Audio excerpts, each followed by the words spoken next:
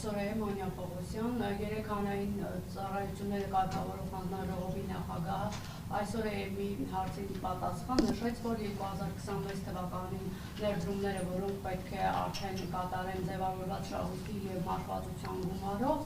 չեն համաձայնեցրել հեցից նախկին սեփականատերերի հետ այն պատճառով, որ կներեք էլի նախկին չէ, դեռևս սեփականատեր։ Բայց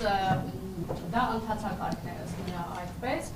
եւ այն վճարվելի գումարը, որը պետք է հեցի սեփականատերերին վճարեն, այդ ընթացակարգով դա ձեզ կփոխանցեն։ Այս հարցի վերաբերյալ ինչ կասեք, ինչ դիրքորոշում ունեք եւ արդյոք այդպես է, որ ընթացակարգով պետք է վճարվեն եւ լսել չհամաձայնեցնեն այդ գումարների ներդրումը։ Իհարկե ոչ։ Ինձ հետ բնականաբար կարող են չհամաձայնացնել, բայց սեփականատերերի հետ